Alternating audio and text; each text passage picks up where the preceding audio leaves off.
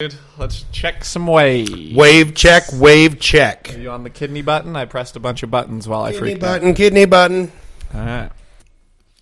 We are podcasting. What up, dog? What's new? Dude, we're back. Hold we on. Took a week off, so we're refreshed. I'm going to do something you do. Do you want to know what I've been saying about you behind your back? Yeah. And Tyler's? Of course I've been calling you little old tub daddies. Tub daddy. Because you guys are tubbed up. Fucking hot tub at Tyler's, dude. Oh, God you damn. fucking spoiled cunt. Thank you so much, fucking dude. tubbed it up, makes bruh. sense. I couldn't understand why you'd be saying a fat joke about me. I didn't even put that together at first. I'm not a tub daddy. You're a fucking tub daddy. I just get all mad. Yeah, so what's the tub life like? It's cool. I've been sitting in it 2 times. 2 times, fool. And it was fun. What's the guy's name that plays on Talladega Nights? Will Ferrell's counterpart? John C. Reilly. John C. Reilly. I pictured when you told me that you were in the hot tub, that you were in a Speedo with the same black glasses as him, just calling Tyler, like, how do I work the TV and the stereo at the same time, dude? That's funny as fuck. It kind of was that. It was a lot of fun. It's nice. It's nice to have. I think it's going to be a treat. Is it on the deck? Back porch, out back underneath. It's nice. Fuck yeah. And then we'll see. I think everybody's very excited to find out if this is going to be... I want to know how much it's going to get used over the next 6 months. Okay. And by the way, no judgment, but his sweet wife has been begging for a hot tub for 3 years. Mm-hmm. And by the way, she's in the perfect situation to have a hot tub, which is like raising the kids. It's cold out there all the time. No neighbors. Nothing to do but sit in a warm tub, you know? Uh-huh. So hopefully it gets used. So that'd be sick. That will be nice. Do you think he used it as like a bartering tool? And was like, all right, I'll get you a hot tub, but you have to give me another kid. Interestingly enough, I think that historically Tyler would use the hot tub as a bargaining tool, but I'm wondering if this time around he just let it be. Did it to be sweet. He's been being a sweet guy. He's been just being nice to her. It's so nice. Now, first of all, I was thinking about this as a nice thing to say. Please don't be boring, because that's what girls put in their bio when they're dating. Okay. They go, please don't be boring. And I think that's like the fucking shittiest, dumbest thing you could ever say. Yeah. You know what I put so in my I want to bio? start saying it to people. You know what I put in my bio? If you have a fucking dog, don't even click. Oh, really? Yeah. You've had enough of them? Yeah, if you're that fucking dumb, I fucking fur mom. Shut the fuck up. Get off my page, God damn it. I don't think I could handle any of them. I'm not saying if you have a dog, I'm not into it. I'm saying if you act like your dog is a child, I hope you have to watch it get hit by a fucking car. Not the same, you fucking retards. You watch your little 6-year-old get fucking crushed. Yeah. Speaking of crushed, listen, this is all I'm going to say about this. I have been... Actually, this isn't all I'm going to say about it. I'll say a lot. Can I take you back a few days? Mm-hmm. Maybe 5 or 6 days ago, my sweet, beautiful, precious angel goes back to central Idaho from whence she came to, like, conquer her past, overnight backpack trip, do some work. Was it easy for me? No. Did she take the Mini Cooper? Yeah, she took the Mini Cooper and just fucking went and didn't have a lot of phone service. She went backpacking. Nice. It was like maybe 11 in the morning. She called me, hey, I'm going to lose service in 10 minutes, whatever. And then 30 hours later, she's like, yeah, I made it back. It was so much fun. Nice. It was so precious. And obviously, I'm the king. I was just like, sick, dude. You got the tools. You're going to be awesome.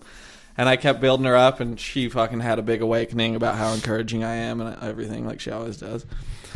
And then she made it back, and I was like, cool, dude. We missed you. And I brought fucking Chinese food. I brought curry and orange chicken. And I've never had curry. What's curry? I don't know, but it's so good. Is it? Yeah. And what could you compare it to? Is it spicy? No, I had it, and I should have asked more questions last night. This one wasn't spicy, but I ate it, and I went, that's a new flavor. Like, that's a new isn't food. Curry Thai? Yes. Okay. But it was entirely new, and it was so good. I went, I don't know what that is. I don't know what to compare it to. It's really consistency? Is it like a soup? Oh, yeah. So it's how they serve it, or how we got it. You get your big rice from the Chinese food places, and then there's a big, like, liter plastic cup full of soup. Okay. With, like, not shredded chicken, but, like, thin slices of chicken. Okay. And so it's all cooked up, and it's yellow. It's fucking the color. It's yellow, and it's all seasoned up, and then you just dump it all on your rice. No shit. And then your rice is all, not soggy, but like wet from the flavor and everything. And it's way fucking Dude, you're making me want to shove an egg roll up my ass. Yeah, it was good. We got egg rolls too. But anyway, so I showed up with the Chinese food and 3 liters of ice cream. And then we fucking put a hurtin' on it. And then she said, I have to go to the bathroom. And I said, okay, cool. And she goes, yeah, no, I have to go. And I said, okay. And then she fucking boogied out of the You can probably blame yourself for no sexy time. You come over 3 liters deep with ice cream and some curry. Here's the thing. I wasn't showing up to get sexy time as much as I was. That's like me after a bottle of whiskey. I'm going to be rough shit. I'm going to be pooping more than I want to, wiping more than I got enough moist skin for. It's going to be not fun. Dude, I went through... So I bought a 4-pack of Campasoft brand of RV toilet paper. Okay. And a 4-pack of Camp Co. brand RV toilet paper. And I got through the Campasoft stuff. And I was excited to, like, try both. And then I got to this other stuff. This other stuff's sandpaper. And I got 4 rolls I got to get through before I go back to the good stuff. God damn, so that that's sucks. the worst. Dude, every morning I wake up and I go into my tiny little RV bathroom. And I got to leave the door open because there's no room for my long legs. And then I just sit there and I hold the fucking flush button down. This will suck for people that have never been in an RV, but I just hold the flush button down while the shit comes out of my ass and falls into the hole. All right. You have to. And yeah, you do. RV shitting's a different lifestyle, man. Oh, dude, this is kind of precious. I don't think I've talked about it. In the early RV days, comes out of the bathroom and goes, yo, that's like a visceral experience. And I said, what are you talking about? It's just pooping. And she goes, no, like, is there a way? It's just all, like, right there in this tiny little toilet bowl. And I said, oh, yeah, hold the button, let it go down. Makes me insecure because then I know that everybody around hears that water pump going and they know there's or shit coming out of my ass. And that's, like, an insecure place to be. Yeah, that's fair. That's like a dog when they're looking around. For sure. There was an RV park I stayed at that had a bathroom with showers at the park. There's a park right next to them. That was the life. That's nice. They had that in Bear Lake when we stayed at the KOA. That is nice. But showering in those public showers, that's fun to do with your dogs. When you're like, have you done that? Yeah, because they have like stalls or little curtain dividers, you know? So you go in there and you got like Tyler on one side and Mace Dog on the other side, and then you're just chatting up a storm. You and all your dogs are naked, and then somebody else comes in to like use the toilet. I thought you meant your dogs like your dogs, bruh. I was like, you just take Ellie in for a bath? Yeah, you can take your hounds in there. Dude, I actually did that, when was it? Probably 3 months before I came and worked for you, buttfucks. Or 4 months. It was getting into winter. And me and Dan went to the Green River Hot Springs, and I think we had Logan and Sam with us.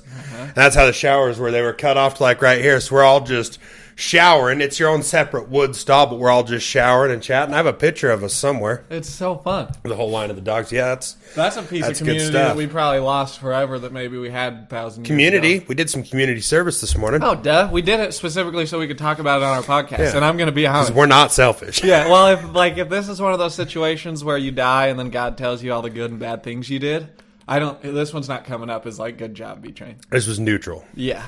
There was some give, but we also had some take. So I was on the way here to record this sick-ass podcast, and I saw a lady broke down waving traffic around her, and I thought, oh, shit, I should go just push that car out of the road for her. And then I thought, I'll be so embarrassed if I say, hey, ma'am, you need a push, and then I just heave and hoe and it doesn't budge. So I said, I'm 3 minutes from Yancey's house. I'll go get him. So I picked you up an ox. Which is the smartest thing I ever did was, oh, there's a lady in distress. Let me go find somebody to help her. So then we showed up, and there's half a dozen guys out there like, oh. Uh-huh. And then you popped the hood, jiggled a battery terminal, and she was on her way. I'm kind of a big deal, dude. I'm telling you. I showed up and said, yeah, I brought a mechanic. There's nothing else. Oh, and then we show up, small town, my brother-in-law's out there helping. Oh, Brooke, my sister that listens. It's her husband. Oh, really? Yeah.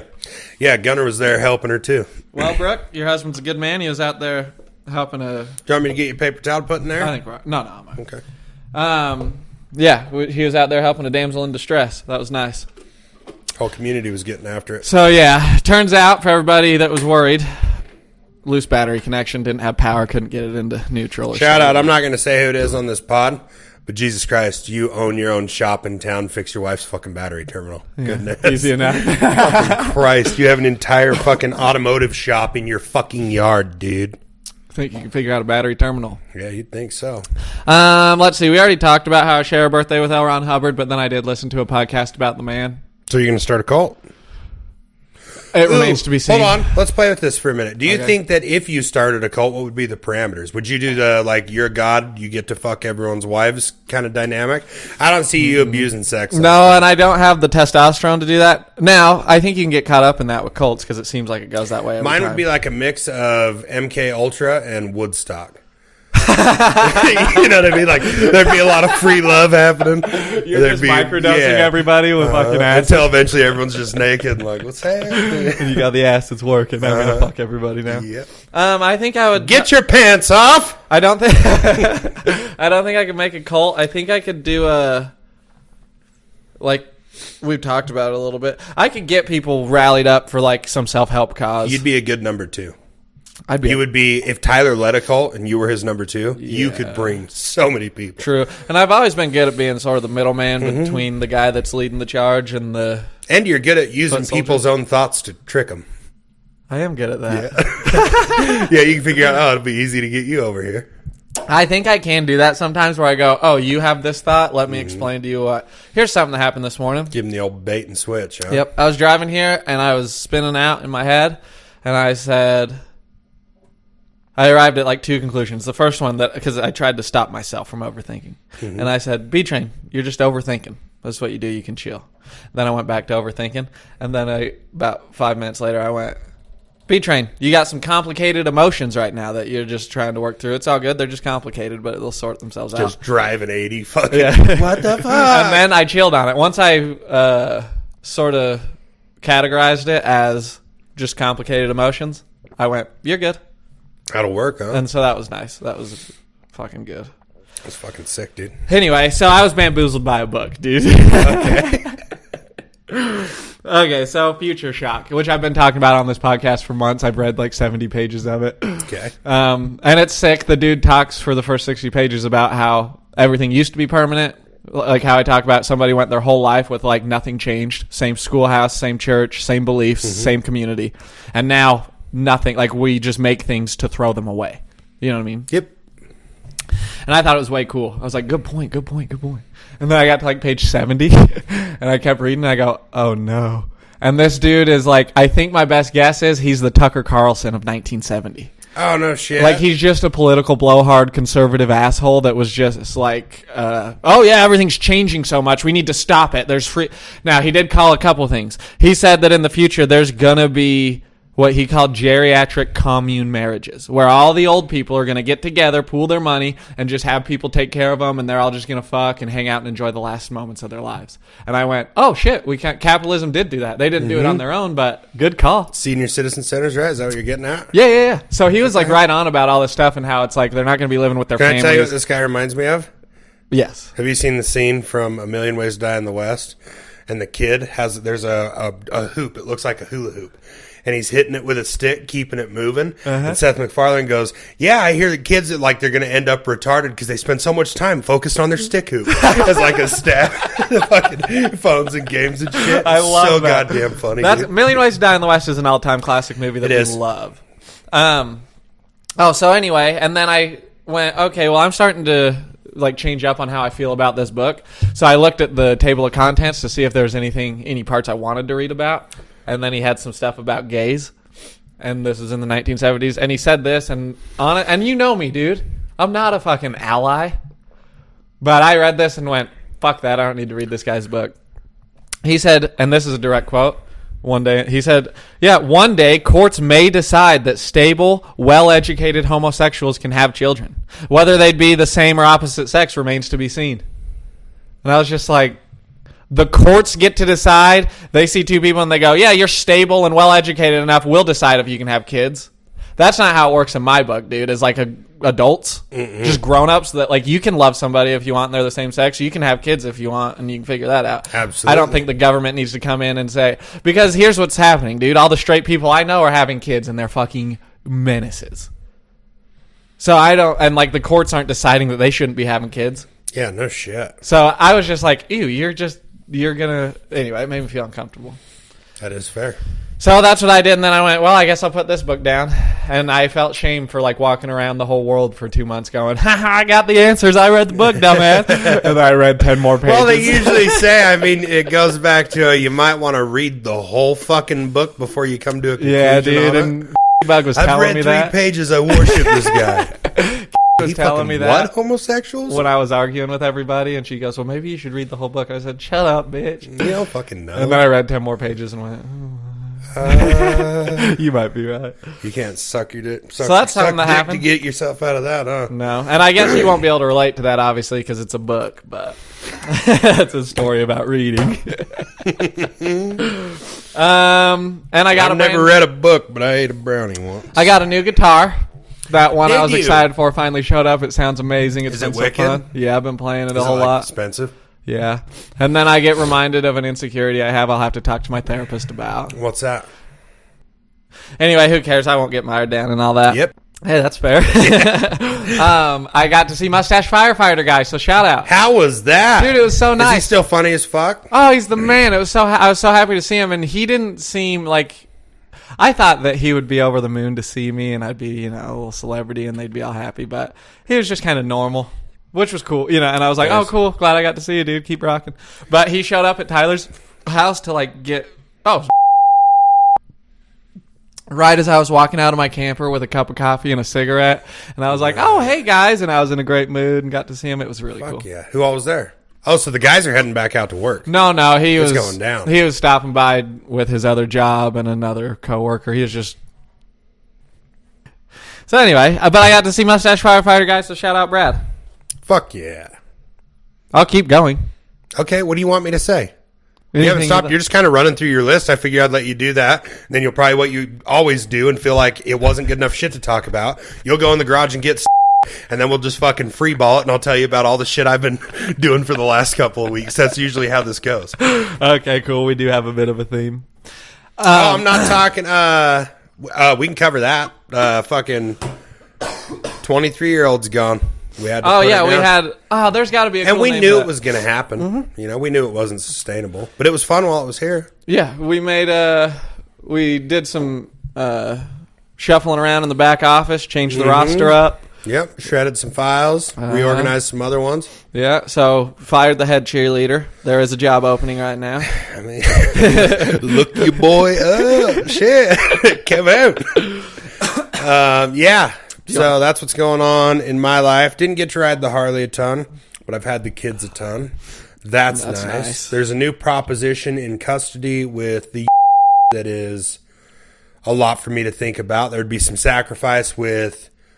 well, I'll just talk about it. Fuck it, because it's not something that's bad. So, got a job in the town you just came from this morning, working for the government, kick-ass money, and it's well known. I don't know if you guys know this, but our school system is like 2 to 3 years behind Idaho Falls or Pocatello. Really? Yeah. The education in either of those towns is way fucking better. So she wants to move there. For the kids. Yeah, and I can't afford the week I'm off a month. Like, that's a leg to stand on in the winter. I told her, I'm like, that'd literally be taking him from me. I can't drive to Idaho Falls, drop him off at school, drive home, drive to Idaho Falls, pick him up. You know, I can't do that twice a day.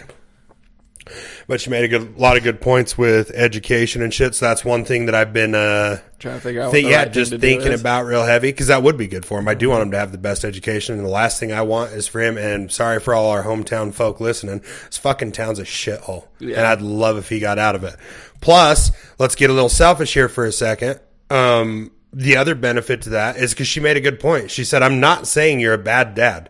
You're a fucking hard worker, and that's awesome." I love that he's going to get that from you, and he doesn't mind sacrificing whatever he has to for his job. She was like, but this is way more time for him to be with me. You're gone the majority of the fucking winter. Like, there's all these pros to it. Now, for myself, him being in Idaho Falls and me having the relationship I do with my oldest son's mother, I can fucking pop over to St. Anthony. At that point, there's nothing that puts me closer to him. There'd be once a week, twice a week that I had to drive down here to get Gunner after his school week and shit. But that'd free me up to move that way. That would also free up, like we'd put in part of this, because we're going to get slammed this winter. And I don't know who all listens to this, but shows up for work and he's there. but there's not a lot right away until he learns that he's going to be able to take and run with. Like, I'm going to end up getting fucked around on when I'm supposed to be off this winter. Yes. Because shit's going to go haywire. Which will be a good thing because T-Bone listens. Then I'll have leverage at the end of the year to go, hey, we can't fucking do this. Like, we have to have another good mechanic. Yeah. You know? And it's all, it's going to be so much, dude, it's going to be fucking awesome this winter. But I think so, too. Now, I would like to say, here's what I can tell you, dude. Oh, the weather turned sour. Right as my... Oh, no, hold on, pause. I didn't know you're changing subjects. No, so there's one more thing. That's a good example. At the start of this conversation, she just said, I found a place in Idaho. She was upset. We've been doing our best to get along the best way we know how, but unfortunately, adults have conflicts sometimes. And so we're stuck with a little bit of confliction we're working through. But how she worded it was also, I found a place in IF just so you know. Oh, yeah, that's not. Yeah, it's not going to work for me. Yeah, so, well, we're just not going to change it. You should have said, cool, I found a place in Texas. She just keeps all this shit. I'm not going to fucking feel that way because you're trying to bully me into fucking doing what you want me to. This is what we have attorneys for. And I said, so I'm just not even going to continue this conversation. Good day. Sweet. Realizing the next step is going to be much shittier. I get the nice text. I'm not saying you're a bad dad. You're a hard worker. I appreciate you. Right. I know you help out. This is where it benefits Wade. Okay, I'll think on that. And it changes the whole thing. Know, stop fucking bullying people into thinking the way you think. That's not how it works. Have a decent conversation and be able to separate as an adult. Even if you don't like someone, it doesn't mean you have to fucking put them down to get your goddamn point across. Yes. It makes everything harder for everyone. And the person that gets strong-headed when you're treating them that way isn't the one that has a problem and needs to fucking fix it. It's okay to get defensive when someone's treating you like shit. Fuck yeah. So think about how what you have to say affects the people around you and how it makes them feel. Mm-hmm. And not only have that awareness, give a fuck about it. Yeah, and it'll change every bit of communication in your life. For the last year, maybe, I've been saying it, and it's funny how it always comes back around, which is like there's just not an excuse to be an asshole almost ever. There isn't. You don't just get to treat people like shit. And you can like have as many feelings as you want, complicated. You can be hurt. You can even like lash out at other people when you're hurt. But like you don't get to be an asshole and whatever. I'll say, in your youth, when you make big life decisions that can't be undone, you don't just get to be fucking miserable forever. Right. That sucks, but there's two of you stuck in that shit. At a certain point, you go, I guess I'm going to have to equally carry this as one. not fucking fun for me. Mm-hmm. And I'm not sitting here preaching. I want to make that very clear. I'm not preaching that I'm not ever just a fucking bald-headed asshole for no reason. I know my fucking problems. I know that sometimes I'm just a son of a bitch to deal with. And that's fine. Yes, I can be the coldest fucking asshole in the world. Yeah, but it's the same thing I was just talking about. You lay in bed at night and go, oh, man, I might have been an asshole. I can probably fix that. And then you do. And it was cool. I got to see you do it a few weeks ago, when you said you were jammed up about something, and then we talked about it for like 4 minutes. And then you said, oh, all right, that's a good idea. I think I will do that. And then you just stopped stressing about it and had a game plan that you stuck to. Do you remember what we were talking about? Was it boundaries? Yeah. Yeah, it was boundaries. That was really cool. Yeah, I just like a decision. Have that self. I have what you have, and I think that's why I relate with you so much.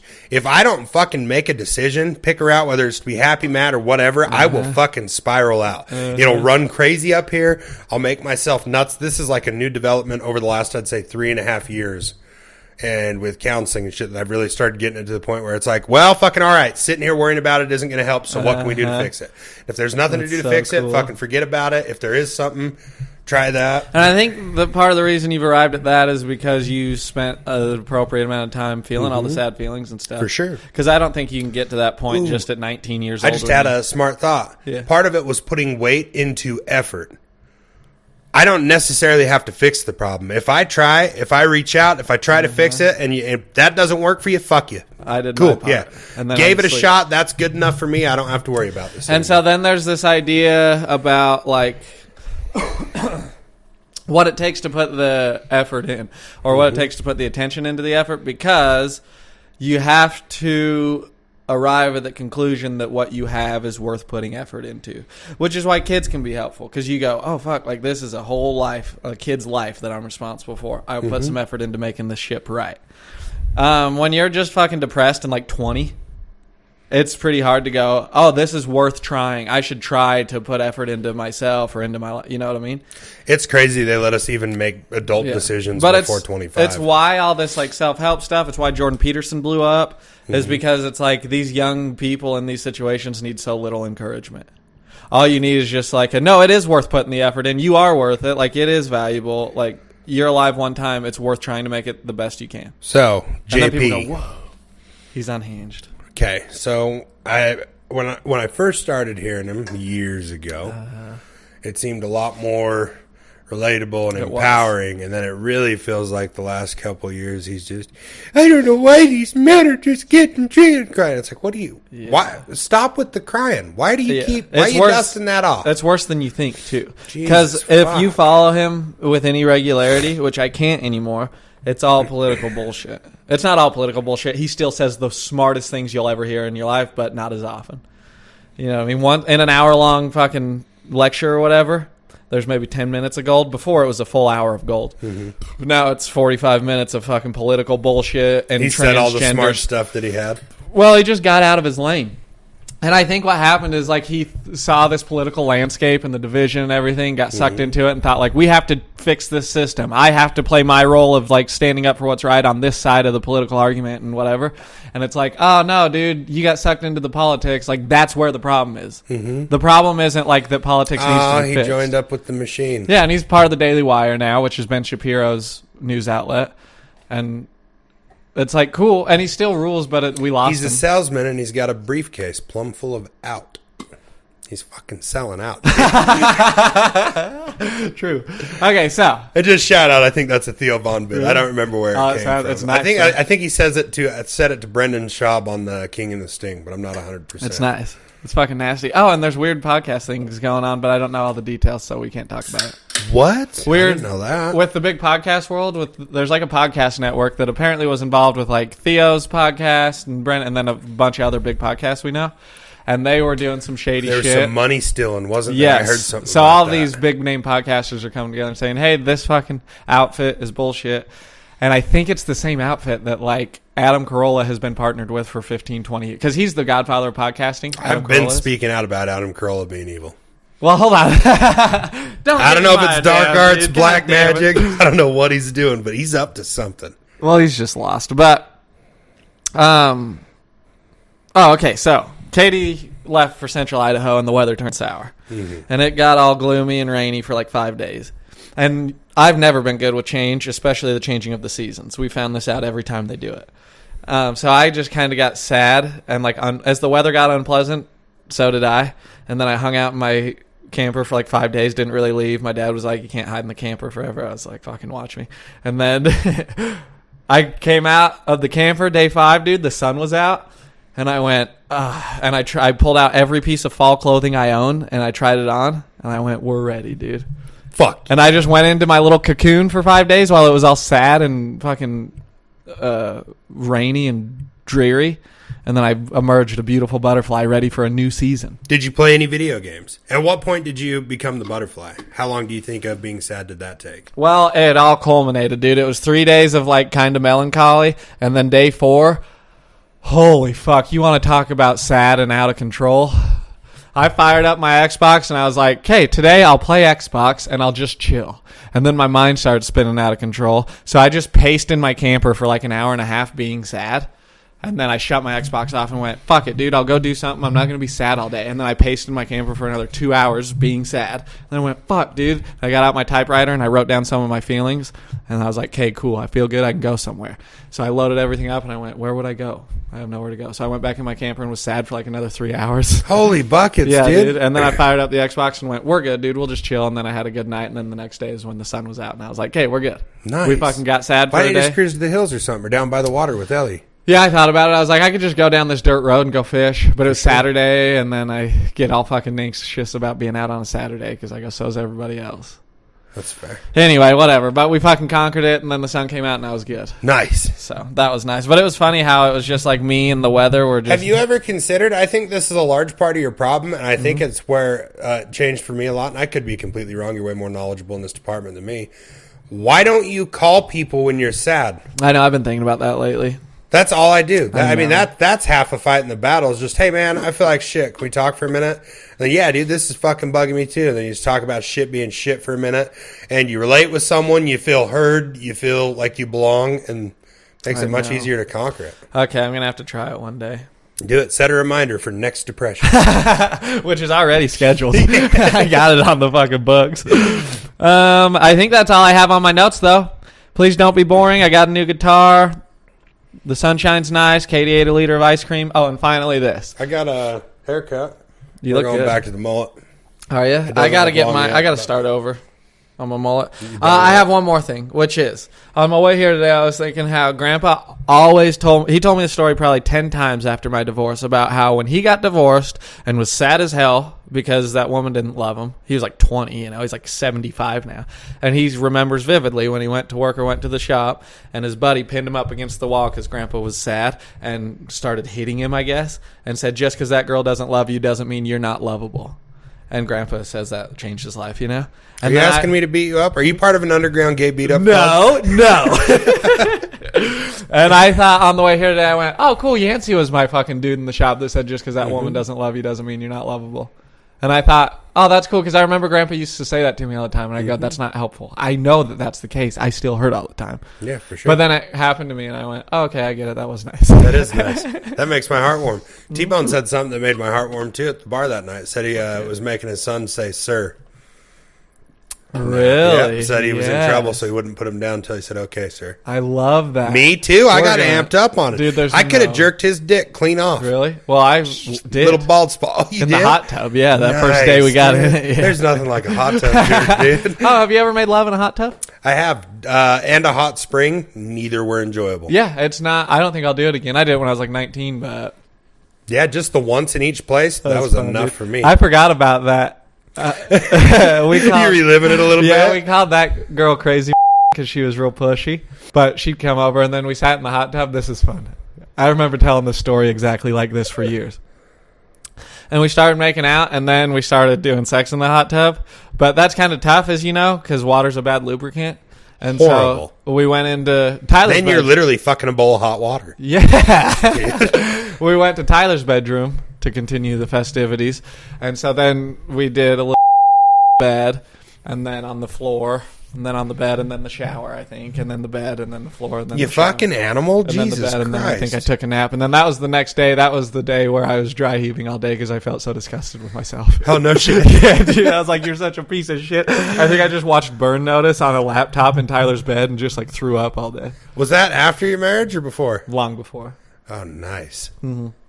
That was the youth, because there was a cool time where, like, before I got married, I had sex with like in like a year or 2 years, and I look back at it and go, how? What were you doing, BJ? You were fucking sick with it, dude. And also, it was nuts. And I used to tell this story, dude. I'd go, yeah, I've dated like 6 to 8 girls, and like they come around, and I'm just waiting for one that I want to keep around to be my wife. And I didn't want to keep any of them around, and probably 3 of them were like amazing women. And then I settled on fucking, and I was like, this is the one. And she was like the worst, but she was more my speed. We were both retarded children. Nice. All the other ones were like 24-year-old women that would have been so good to me. Oh, dude. And I said, fuck you, dude. I want some chaos. Yeah. You cheat? Get on over here. I fucking love that, dude. That's fucking awesome. So thanks for letting me share all that. Hopefully I don't. That's cool. I wish I could relate. I've only ever slept with 3 women, 2 of which were children's moms. mother, yeah. Yeah, I've only had sex 4 times. I know, and that's what I love about you is you just stick to the... I thought about going to church yesterday. Well, I think we should only be having sex. I think I've developed this channel straight to our Lord and Savior. He's speaking to me. Can I tell you some text messages I had with my mom? Love that. Things have been going really good with my mom. Mm-hmm. And like maybe once a week I'll call her and we'll talk for 30 minutes and it makes her happy and it makes me happy. It's been like, which is nice because 3 months ago, I was like, ooh, I have some problems I'm going to have to work through with my mom. Nice. But anyway... So we were texting. It was all cool. She said, did you know about this? There was a huge fucking church thing at the big event center in Idaho Falls. Billy Graham's son, who's a big church celebrity, was given a message. And then like 3 Christian rock bands that are really, really big. And it was free. So it was this whole thing. My mom was like, did you hear about this? And I said, no, that looks awesome. And she said, will you go with us tomorrow? And I had to do that thing. And by the way, this is coming off 5 days of being sad where everybody wants to do stuff with me. Like, Mason came out and spent 2 days with us. It was fun. Tyler wanted me to do stuff. My dad called and said, come over, play that new guitar. And I'm like, I'm fucking sad. I don't want to do anything. And then my mom said this, and I was like, fuck. And I said, oh, I didn't know that. That's so cool. I can't go because Katie's coming back, and I'll be spending time with her. And then she just didn't respond. Nice. And then the next day she was like, hey, look at this event that I went to. And I said, wow, that's cool. And then the following day she said, good morning. And I said, oh, that looked like so much fun. And that was kind of it. Nice. Sorry for telling that story with no point. The point was that as soon as I said, like, hey, I won't be coming, she didn't respond to me. Yeah. And my mom she always responds. Yep. And I went, ah. Yeah, you just call it as you see it, just being a bit adolescent.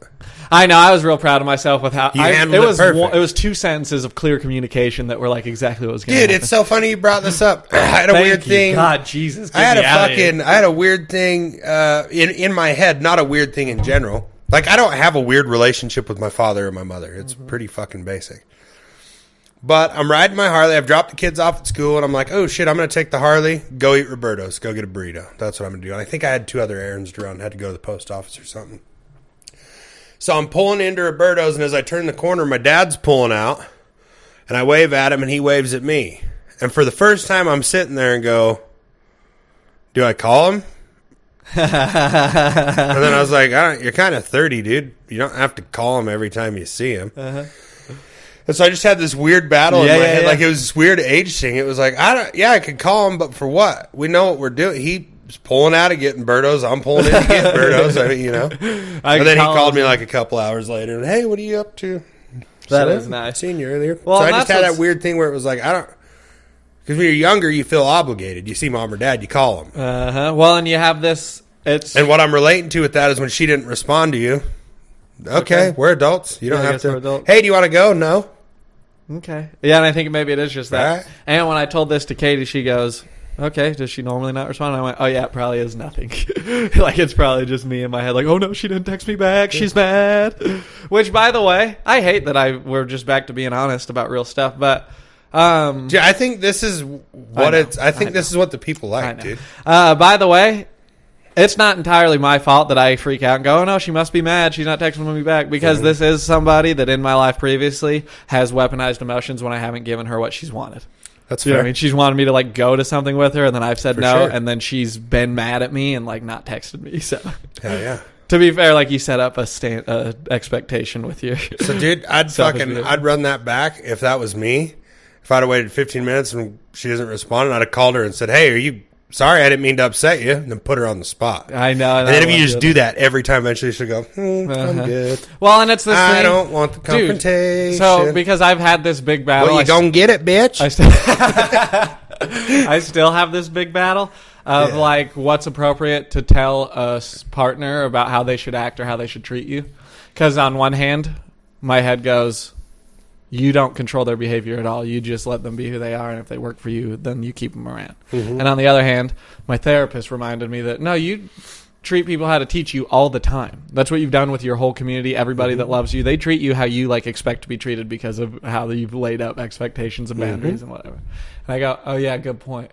And then I've noticed that, this was the other thing I was going to say a long time ago.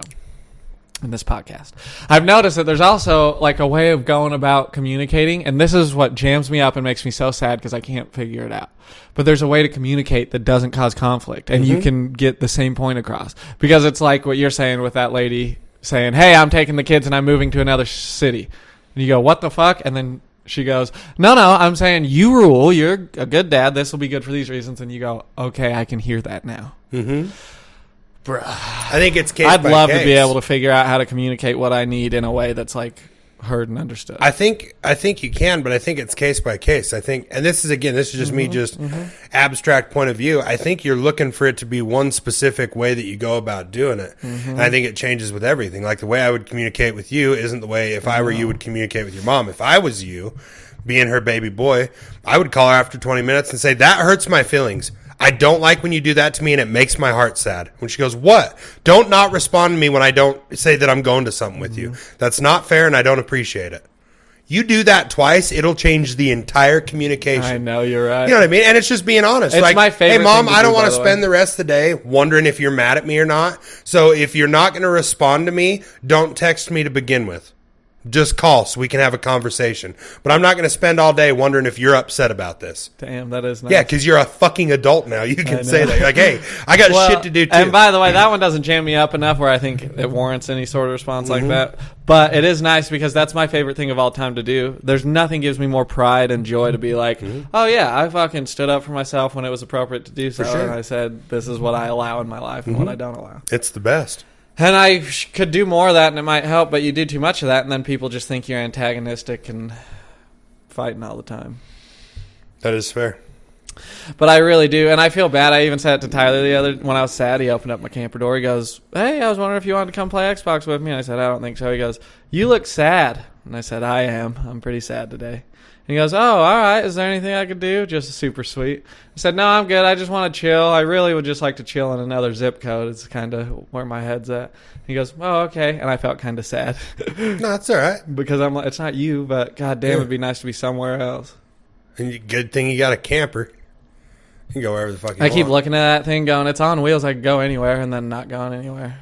Yeah. Which I think in the long term, this camper thing is going to be something that was never sustainable. I know. It was just going to be an outlet. And again, this is just off the cuff. I think this will end up being in the long term for you realizing like, oh shit, it wasn't necessarily getting out of here. I think you just need to, not a different zip code, just a couple miles. Oh, yeah, that too. That'd be super helpful. I'm so good at being I bet just you a could couple take miles it, down park there. it by that bridge at the river, spend a month there, and you just go, oh, shit, this is fucking all time. True. Go out and have a cup of coffee and stare at a bridge every morning. Like, I thought the secret was in New Mexico. That God would be damn a it. dream come true. I was looking at mobile home RV parks in Springfield, Missouri, because they're affordable and halfway between Florida and Idaho. But also, I think Springfield, Missouri is a bit of a dump. So I worry about that. But It could be. my point is, I'm trying to figure out, and you might be a guy that knows things. I'm telling you, I'm getting a November, December, like a 2-month lease at an RV park somewhere between here and a fucking coast. I would. I could head down to Corpus Christi and just set up shop. Yeah, you could. We could just live on the beach. And I'm telling you, dude, I want this sweet baby angel to get a job somewhere and us to live somewhere different for 3 months and just try it out. Dude, that'll be sick. If you're doing Texas, do East Texas. For Yep. sure, West Texas is a shithole. Northern California is always lit, but I don't know if there's going to be much free up there.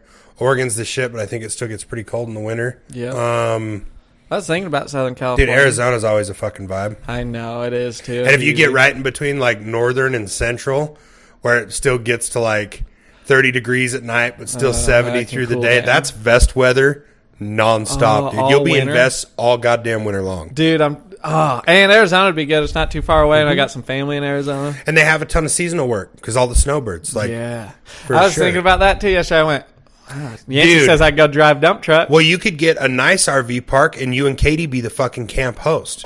And you get to stay there for free. And you would be the best at just choring. Just, I wonder. your water's not turning on. Let me come look at it. You pull out your pliers and go, I'll fucking call someone. Well, Walking away whistling, I don't know shit about cars. dude, and I was thinking about how, because I kind of fantasized about that for a minute, and I ran a multi-million-dollar company for 9 months. I could sure. run a fucking RV park You could too. that they don't pay you to run, Yeah, for sure. which is my vibe too. Like I work best when it's like, oh, you're not paying me for this. I will give what I can give. Yeah, but you guys could literally live off Katie serving tables for 30 hours a week. Yeah, And you just mosey around and take care of an RV park. Damn, I love that idea. Yeah, half the time, they're like the times that there's like 2 people in the RV park, you guys just do fucking nothing all the time. I'll have to Google how to be an RV park host. Also, there's no way they let 26-year-olds do that. Yeah, shit. they do. And on top of that, they'd probably prefer it. Like, I Jesus know, Christ, finally someone that can do things. You don't have to live to the standard you know you're capable of. It's okay to be a shitty host and answer every 4th phone call. Yeah, you don't have to show up and just knock it out of the park like I it's know, a job. but that's not in accordance with my values because the That's Bible fair. says you're supposed to do every job like you're For sure, doing just it for leave your God. Bible at home. You can drop it off here. I'll set it in the garage. When you get back, you can pick back Is that up. how you think the truth works? You can just drop it off somewhere and just fucking go somewhere else? That's how I've been living, dude. That's the story of my 20s. No, the truth is everywhere, dude. Oh, God damn it. Yeah, it's fucking exhausting. I've been looking. Drinking water's different. It's so nice. Zach Bryan says in that song, I've been trying so hard to find truth. Poems and Closing Time is the song. And every time I hear that, I go, brother, that's the only thing we've been doing for fucking half a decade. We want clarity. Yeah, just some truth. And we found so much of it that we didn't know was there. It's been a crazy year, does feel like fucking spiritual archaeology. Like we're just over there digging. We're like, hey, guys, I got some truth over here. And then I fucking love that, dude. That makes my insides It's feel what good. we've been doing. It is, too. What a fucking crazy year. I think I'll look back on this being one of the critical changing years in my life. Everything, when I think back, I had this revelation the other day. I started fucking daydreaming, staring at the wall, and the TV was on and I couldn't even hear it. And I was just thinking about where my life was last November when I moved into this apartment with no shit in it, filled the backseat of my truck and just bombed to North Dakota to where I'm at now. Mentally, financially, everything. It's just like, dude. Holy fuck. Well, and also, I got a question for you. Mm-hmm. I don't know if this is like fair. It's just a question. Do whatever you want with it. You know that whole thing about the people you spend your time with and you become like your closest 5 friends, all that bullshit? Because I don't mean this in a weird, judgy way, but did you find people that are like, everybody in your life that's around here is motivated and hardworking and go-getters and everything? I think... But you know what I'm saying? Like, what about the people around you changed your mindset? I love that you asked that question because it's two-sided. If you are unwilling to look for that from people, then it doesn't matter what they have to offer. You're not going to take it from them. True. But the little things you take from people, because you're not going to take, like, there's things about me and Tyler are just different. Mm-hmm. But what I got from Tyler was the ability to communicate, separate emotion, and handle my emotions in a manner that makes me, like, I can handle people so much better. And when I'm frustrated, I can realize that, and here's a perfect example. When we're sitting in the manager's garage, and Tyler answers the phone, and someone's called 4 times, and it's a simple problem, but they're just not getting it through their head. Tyler doesn't call and get irritated and go, Jesus Christ, check the fuck. He goes, he just walks them through it again. Then he hangs up the phone and goes, you fucking dumb cocksucker. Jesus fucking Christ. And I was like, oh shit, it's okay to, you don't have to just let them know that that's how you feel at that moment. Yeah. And that's one of the biggest things with communicating with everyone, not just people at work, just people in general. Like, it's okay to get in my truck and then call someone a cunt. Not say it to them when they're being one. That's right. Well, and it's the age-old thing about like what white trash people put on Facebook. I'm not an asshole. I'm just honest. For sure. No, you're an asshole because you don't have to be honest, like to the fucking lady at the cash register and call her a dumb bitch. That's right. That is being an asshole. It's not being just honest. For sure. Now, what else that makes me think of? Oh, it's one thing I like about you is you strike me as the type of fella that anywhere you go, you get what you need out of people or like something to learn. Mm-hmm. If I see value in it. You don't go around the world not learning shit. Well, on the same note, like you just said about the Shane Gillis thing, I often sit around wondering how to be better at things that I feel like I'm failing at. Yeah. So also when I see like, oh shit, that's how they're doing it. You know, when you're hard on yourself like that, you can recognize when someone's doing something and you see, oh shit, that's why they're doing that. Thing. And it does give you and Tyler has so much to offer. You learn a ton. It doesn't matter who it is. You learn a ton of fucking shit from him as far as business, personal relations, the separation of business and personal relations. Yeah, and by the way, that's the human connection, which is what I think we're kind of all after. That might be 2024 might be the year of human connection. But which is like you can just learn so much from people's experience of being alive. For sure. Just like, all your experiences, what'd that teach you? And that's the positive talking about Tyler. And fuck, even if he listens to it, working with that time, all that did was make me a better boss. Watching that fucker be a shitbag to me and everyone else all the time, I still took from that like, ooh, I will never make people feel the way you do, you fucker. Yeah. Yeah, you know what I mean? I think there's something to be taken from all of it. There's some fun gossip about that because I think he talked to Mace Dog the other day. And Mace Dog, and really I think, but you know how he can sort of like really just start opening stuff up and start talking about shit and you go like, I'm not with you at all on this? He was doing that. He goes, and just, with the family and everything, I just wanted you to know my heart or whatever. And I think he was about to get into like, you know, I hate Tyler. I know that you guys are all cool. And Mace Dog hit him with a like, yeah, cool. I'm not going to like talk with you about this at all. If you want a friend to hang out or you want to swing in and say hi and chat, I'll chat with you, but I don't want to talk about business or any of this with you. It's not my place. That's all your guys' stuff. I just go to work and do my job. But anyway, I got to get out of here. And he like loaded up his pickup and fucking bounced. No yeah, shit. And I was like, fucking yeah, dude. That's fucking sick. That is what we do, dude. That's the ultimate, because you can't fucking argue with that. That's so fair. You just go, yeah, hey, yo, you're stepping on boundaries that are like uncomfortable for me because these are people I love, and I don't want to fight or have conflict about it, right? And dude, even then, I'm comfortable enough with conflict. If you're right, even if it is someone I love, like if you want to talk about, like if there was some big scam putting wheels and tires on his truck at Northwest on the fucking account and there was proof of that, okay, that's one thing to talk about, but you're just saying you hate him because he didn't pander to your fucking bullshit. Yeah. We're all still working there. What, do you want us to hate the guy that treats us fucking good, but then you want to come gossip like you didn't shove it up my fucking ass dry when you left, you cocksucker? We have fucking cameras in the shop. Our shit is so fucked up, and the shit that would have got you fired because you were the laziest motherfucker around. You did less than everyone else and bitched the whole time you did it, but you were happy to get cameras put up on your way out the door, and then you want to talk to me like, oh, hey, pal. Well, I want to hit you with my fucking car, you piece of shit. You know what that makes me think of? Excessive. To use my sociological imagination and put myself in a similar situation. I'm thinking about myself going to like all the Idaho Falls bars or all of my ex-wife's friends and just being like, hey, I know that you guys like her, but I just want you to know that like she's a piece of shit and she hurt.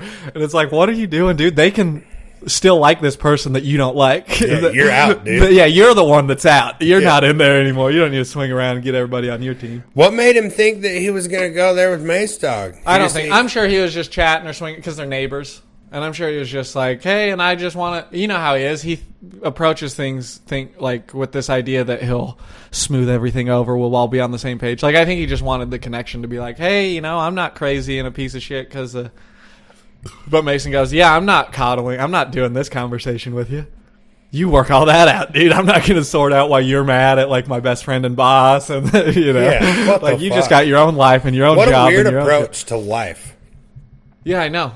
I haven't been able to pinpoint any of. I can't see inside his mind. Usually, I can at least understand a little bit of why people operate the way they do, and the way it's like it's fucking insane. Yeah. Was this learned behavior? Is there something wrong? Like what?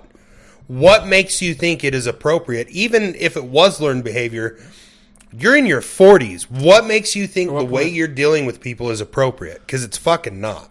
Dude, and to use a phrase from somebody that I admire greatly, at what point do we start worrying about fucking being realistic and adult? That's the funniest fucking thing I think you have ever said. I wish everyone had heard him. I don't want to gossip about him anymore. Okay. I'll say we got about... Well, we can end this any minute, and if you got time, dude, we got all fucking rip day. Another one? Yeah, whatever. Okay. We can keep cruising. But I feel like we're still hot.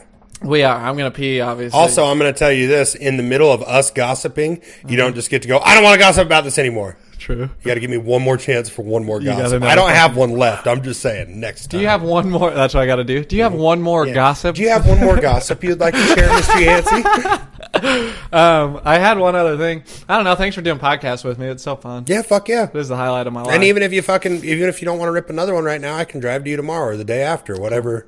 I think I do want to rip another one. I'm feeling good. Cool. You get a fucking little doink daddy? You little fucking tub daddy? Aw, Tyler's hot tub's just a tub of Masons. It is, dude. Stuff all the Masons in the tub. I'll be there a bit. You know what I do all the time is I use your inflection and that southern voice that's all funny and jokey and get zero laughs out of it anymore. Yeah. And I think everybody just goes, yeah, you're doing Yancey. It's not funny. Yeah, see, but no, it's just the Before voice. Everybody because I still do it and people don't laugh. Oh, really? Yeah, I've wore it out. Like, it's funny if you rip it once in a while, but I'll spend a whole day talking like it's funny every Southern single jackass. time.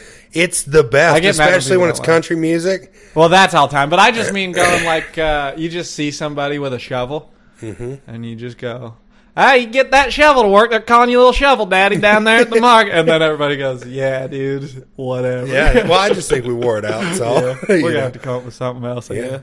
Anyway. Something will come up when it's time. We don't live on anyone else's timeline. I don't care if y'all think it's funny or not. There's a reason you're listening to the pod, and I'll keep saying it till I don't think it's little funny. podcast daddies down there. Get your little ear pussies How's wet. that not funny? That's fucking funny. Get your little ear pussies That's wet. Matt McCusker. But this was the other thing I wanted to say. This is all just Yeah, would that be a mouth dick to your ear pussy? I've lubed up this mouth dick. You guys ready for a podcast? Now listen. Oh, shit. Oh, fuck. How'd you lose it? You just had it. All right, dude. So our war mode dogs, Spudman and Billy. Okay. So they quit their jobs. Spudman was painting houses. Billy was driving a dump truck. They quit their jobs to do full-time podcasting because it was going so successfully. Muted my mic there for a second. And then did some podcasts for a month, and then haven't released a podcast for probably a month or like 6 weeks. Everybody on Reddit's like, what the fuck? You guys quit your job to do full-time podcasting and you can't release an hour every week? But it's because Spudman has traveled to France. I don't want to geek out too hard, but I'm going to because it's my fucking podcast. Spudman was an orphan. His mom, and then his adopted family, like from very young or 4 years old or something. And then his adopted mom, who's like his, real mom, raised him. She got like cancer and died when he was like 16 or 18. He's got this fucked up story, and then just painted houses for very little money his whole life and lived in Philadelphia. But he's like he's smart, you know what I mean? He's artistic. Painters are usually they're usually a painter when you see one. And I think he's a higher echelon. But anyway, and he's like he's artistic, and like the painting, he does like art paintings too, but he just paints houses. Anyway, so he finally has this big break, and he's in France. He's traveling the world because that's what he's wanted to do and experience this shit. So they haven't released a podcast because he's a long ways away.